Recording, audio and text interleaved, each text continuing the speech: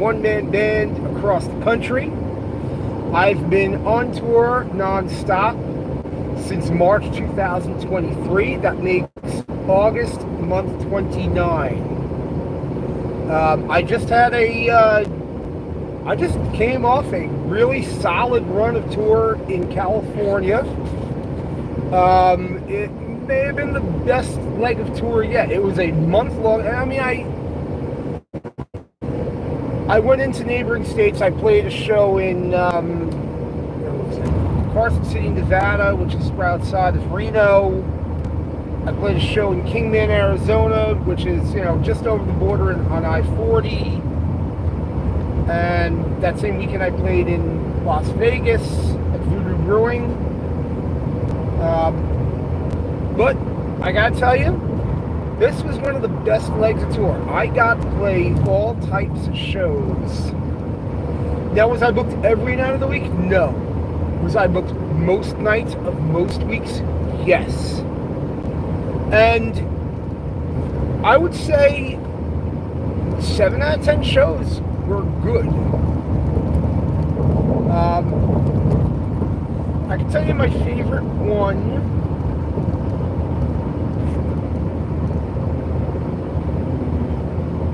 Alright, I can say my favorite 5 shows. That would be in no particular order, because I really can't. My 2 shows at Winter's Tavern. I got to play there a couple Fridays ago, July 18th. Really, really good night there. Packed bar. And then I played there on Saturday for Monorama Fest. And I learned, based on observation, that the owner there, or the manager, I'm pretty sure he's the owner, his name's CJ, that's ground zero for surf punk all over the world. I mean, his devotion to those 2 genres is astounding. And the fact they had Monoband Fest, anytime I book there, it's always good. And they're also very cool with the fact that I can never just do 1 show a day. Meaning, if it's the weekend, especially if it's the weekend, but all days, I'm never happy just doing 1 show a day. I can only be happy doing 3 shows a day on a Saturday, Sunday, and 2 shows a day every other day of the week. It's a goal of mine. Am I going to hit it this year? If I work at it, if I keep trying new different things until something sticks, something works, yeah. Alright, so my 2 Winter's Tavern shows were excellent. Excellent. Another one that I thought was just splendiferous, Old Sonoma Pub. Love playing at that place. Casey, the owner, basically gives me free reign to do what I want, bring in the acts that I want. You can tell that he's very enthusiastic about the music. And the people who go there are also very enthusiastic about the music.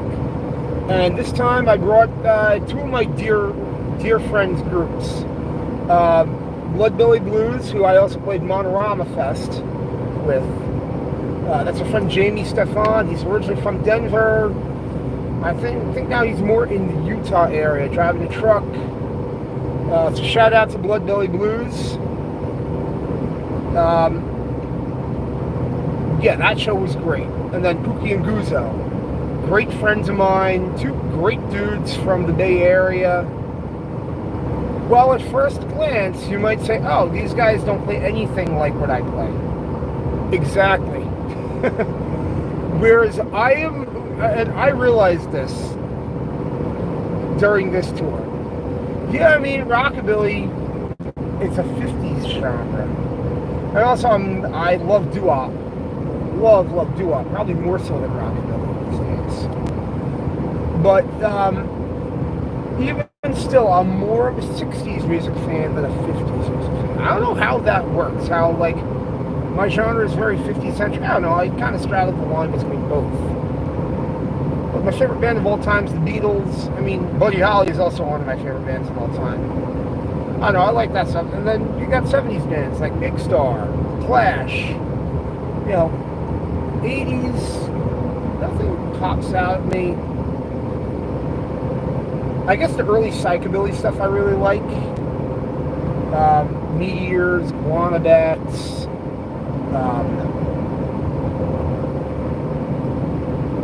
I really love that stuff. And there are some power pop groups in the 80s, Sponge Tones. I can listen to their album all day, every day, and not get tired of it. The 90s, 90s was when I was a teenager. I do the math all the time now. And then 2000s, 2000s I was very, very, very active in the psychobilly scene, so a lot of that stuff resonates with me just because of that. I play in a band called the Arkhams. We put out our first album in 2007, our second album in 2009. In the 2010s, I did stuff early on in the decade, and then I kind of went radio silent while I ran my taxi company, and COVID happened. And then 2020s, I'm doing this. But for me, my heart is always in 60s music, more so than other stuff. The Beatles are my favorite band, but the Zombies come up high. Gestures, the E-Types. Who else do we got? Who I'm just very... Tons of 60s fans. The Beau Brummels really mean a lot to me. Paul Revere and the Raiders. Dave Clark 5. The Kinks. Pretty much all the Kinks 60s output, and the Who I liked until their Tommy album. I like other Who stuff, but their first 3 albums and the singles surrounding them are always my favorite. The Byrds, the Gene Clark-led Byrds, always, they have a lot that means to me. They mean a lot to me. Not so much the Country Byrds. And not even their Dylan covers, although their Dylan covers are cool, and they're probably the best iterations of anything Bob Dylan ever written. And Tambourine Man isn't even among my 5 favorite Dylan covers by the Byrds. I like that cover of Spanish Harlem, it's the best. Bells of Rimney, Chimes of Freedom.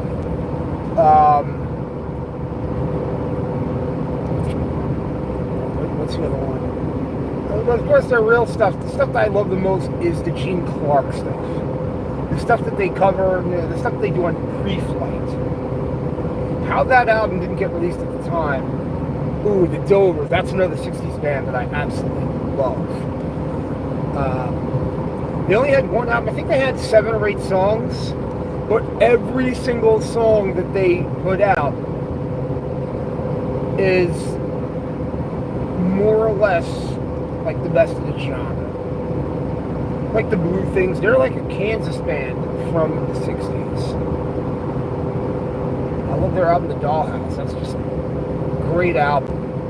The We5 also, they had that hit with You Were On My Mind, but they have other great songs, that band. I don't know. So, alright, the 2 Old Sonoma Pubs, Brewster's Beer Garden was amazing. I loved that place. They probably, if any show, I got to play Gilman on a really solid lineup of all my friends' bands. Hotel Utah, Sunday, July 13th. That was amazing. That was the first really, really, really good show I played at Hotel Utah. I played there 3 or 4 times before, and after the first time, I kind of wrote them off. They're like, I had one structure in mind, and I was like, okay, this is a cool structure. And then they reneged it, whatever. But then I met Hanson Park Valentine on Instagram, and I gotta say, that guy is an absolute gentleman when I work with him. As is Tight Pants to the Dynamite. That band was great. They had a lot of MC5 and the Stooges going for them. I like what they were doing. Like, they were genuinely interesting. Of course, I got to play with Fortis that night too. They're probably my all-out favorite California band. Why? Because they take risks musically. And I got to hang out with them in Sacramento when I played at Moxa Brewing last Friday night. Those guys, they're really cutting edge. They take risks. They're poppy. You can sing along with their songs. And they're all in all great guys. So, yeah, if you get a chance, go check out Fortis. Other California bands I really like. The Hillbilly Wolves. Those guys, I only got to play with them once this tour, but they impressed the hell out of me. The Zombos. Their leader actually played Milltown. Shout out to my friends on the East Coast. He's from Massachusetts. And they played Milltown, and I didn't play the same year as them, but that's probably my favorite East Coast festival post-COVID. Because we don't have Heavy Rebel anymore, so Milltown, which was a couple weeks ago, they kind of lead the charge in all things East Coast. You know, Lance is keeping the scene alive. Lance, Greg, Mike Decay, in the Northeast, because North Carolina's got probably the best scene right now on the East Coast, probably in the country. Although LA, for actual psychobilly, when you're genre specific, micro genre specific, I think LA beats it. I think Phoenix beats it. But you all know my sound. Yeah, it's psychobilly. There's no, I could hold my own on any psychobilly show. I'm in the Arkhams. But as a whole, it's a small percentage of my sound.